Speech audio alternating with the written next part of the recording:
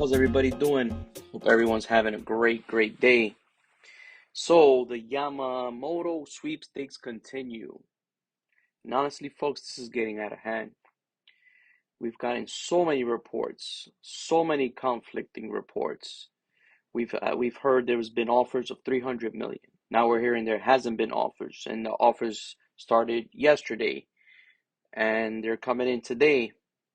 And there's 7 teams, and there's 5 teams, and there's 3 teams. And Yamamoto flew on a private jet that Steve Cohen, he had dinner in Steve Cohen's house. Then the Yankees took him to McDonald's. No, I'm just kidding. Then he had a meeting with the Yankees, and it was him that called the Yankees and said he wanted to meet with them. So much back and forth going on, so much speculation and misinformation. At the end of the day, I think the fan is the one that, number one, is getting played. And number two, it's getting out of control between Met fans, Yankee fans. I'm not sure about the Dodger fans. I haven't heard too much from them.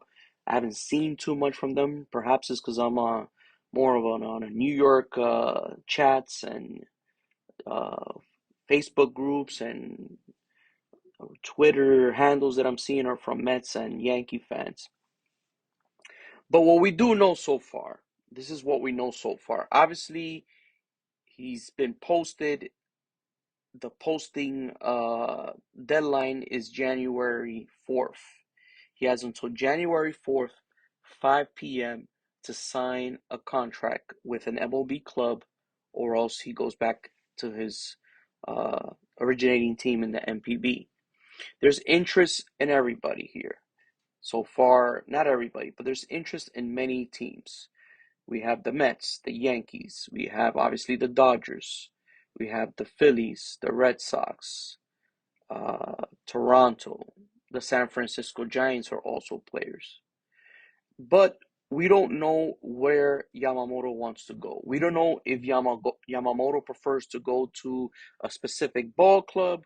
We don't know if he's already made up his mind and is just using the New York teams against each other to raise the value, or vice versa, or using uh, the Dodgers. He wants to go to the Dodgers, so he's using the New York teams to get the Dodgers more involved. We don't know. We're getting reports all over the place.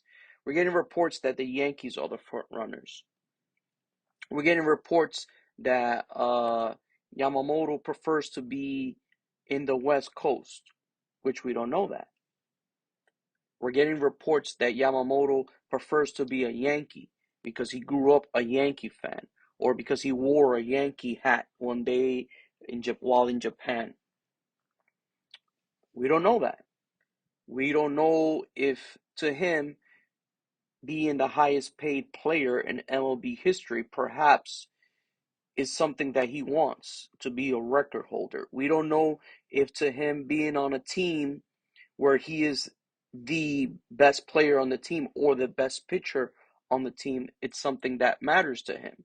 What we do know a little bit from the Adam Jones interview is that Yamamoto loves the spotlight. He's sort of the opposite of Shohei Ohtani, where Ohtani sort of doesn't really embrace being in the front light, doesn't embrace being that figure that everybody wants to get to, wants to hear what he's saying. He's sort of, if you notice, Otani, he's shy when it comes to press conferences. He doesn't like media. Matter of fact, while he was with the Anaheim Angels, he barely even spoke to media. He would sneak out and avoid media. We're hearing that Yamamoto's the total opposite. We're hearing that Yamamoto is a person that's into fashion. It's a person that likes high end cars like Rolls Royce and things like that, which are some indications that he values money. But obviously, how much does he value money over winning? Which team perhaps has the best opportunity for him to win immediately? That's a question that perhaps we don't know the answer. We assume that's the Dodgers, or maybe the Yankees, since they just traded for uh, for Juan Soto, and they have Garrett Cole, and they have Aaron Judge. Or maybe he met with Steve Cohen. Steve Cohen gave him a vision and said, you know what? If you go to LA, you're not never going to be the man in LA if that's something that matters to you. You're never going to get the props that you deserve because you have Shohei Ohtani, you have Mookie Betts, you have Freddie Freeman. Yes, Ohtani's not pitching this upcoming season, but we expect him to pitch the following season. And if you go to the New York Yankees, yes, you'll be in New York. You'll be in the most winning franchise in MLB history. But guess what? You will not be the man in the Yankees because they have Garrett Cole, they have Juan Soto, they have Aaron Judge, so on and so forth. You will not be the man in the Bronx. Mind you, if you come to Queens, you will be the man in Citi Field. You will be the man in Queens. Why? Because there is no other player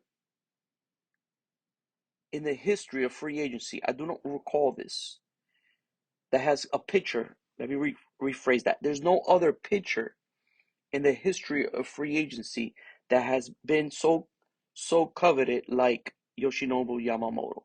25 years old, three-time winner of the Saramoro Award, which is their equivalent at the MPB of the Cy Young Award, the MVP of the league multiple times, a Triple Crown winner. There has not been a free agent pitcher age 25 like this player right here, who's the intriguing part about it also, and the part that puzzles my head the most, is that he has never pitched a single inning or even thrown a single pitch at an MLB level, yet he has this excitement where he has these teams going at it. He has everybody going at it. So what's going to happen? We don't know. We're hearing reports left and right. Andy Martino, John Morosi. We're getting all these, I call them dumb reports because these guys don't have any information, but they're putting out their opinions and fans are running with it. Fans are fighting over each other with it. And everyone is entitled to say what they feel like. But when you're an insider, when you're a news reporter, not a content creator like myself and like other people that are here on YouTube, you should be held accountable for what you say. You should be held accountable for what you report. You notice when they say a source, they never name their source. They never say, as per this person who works for the front office of the Yankees or the Mets, this is what's going on. They never say that. So we don't know if Yamamoto is going to come to a decision before Christmas, after the New Year's, or right before the posting deadline is over. We don't know this. What we do know is that there's teams that are dying and they're fighting and they would love to have Yamamoto. We know that Uncle Steve is the richest owner in baseball. We know that he's probably going to put the largest bid for Yoshinobu Yamamoto.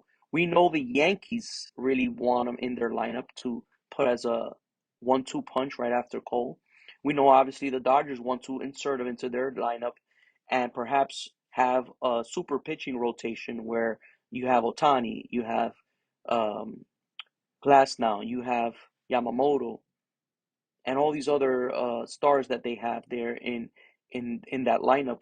That makes them a heavy favorite to go to the World Series. If not, puts the pressure on the Dodgers to win it all if they do land Yamamoto. But we don't know. What we do know is that this is going to get to a ridiculous point where the bidding is going to exceed, in my opinion, over the $320 million threshold, including a posting fee that could go as high as $50 to $60 million in addition. Which leads me to draw the conclusion as to where do certain teams draw the line? Where do the Dodgers draw the line? Do the Dodgers really need him? We saw the Glassdown trade. They actually extended him for over $100+ million. Do the Yankees have the stomach to pay over almost $400 million, let's say, including the posting fee in order to land Yamamoto when they have other assets that perhaps they could trade, like a Glaber or some other prospects and get, like, let's say, a Dylan Cease or someone along those lines and then make sure they re-sign Juan Soto next offseason, which is going to command way, way more than what a Yamamoto is going to command. We're talking about possibly over $500 million. Then comes the New York Mets. Obviously, the New York Mets, they have a lot of money coming off their payroll the following season. Steve Cohen does not give a damn, or in the past has shown he has not given a damn. And I believe this is the type of player that he has been in on 100%. He's flown all the way to Japan. He's met with Yamamoto and his family. He had Yamamoto fly into his own home. He let Yamamoto into his home, which shows you the severity or how urgent this is for Steve Cohen. The Mets need Yamamoto more than any other team of those that I just mentioned that are the favorites, the Mets and the Dodgers, in order to make an impact. If the Mets land Yamamoto, I honestly believe they will go out and they will get other pieces that are necessary to compete next year, to make the playoffs and try to make a deep run. I'm not saying they're a World Series favorite if they land Yamamoto, but if they get a Yamamoto and then they re-sign Pete, extend Pete, excuse me, make a couple of moves here in for offense, and who see where they're at during the trade deadline. I don't put it past the Mets to say they're not saying they're all in, but you don't know.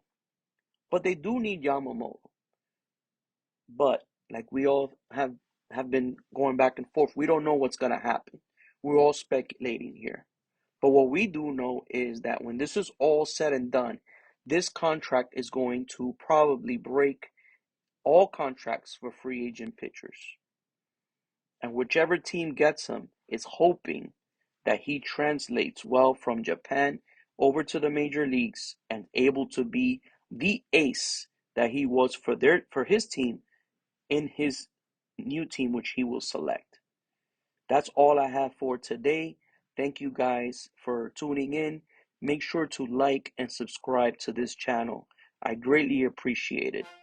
For all you fans out there, relax and let the Yamamoto sweepstakes play out, and then we'll talk. Have a good night.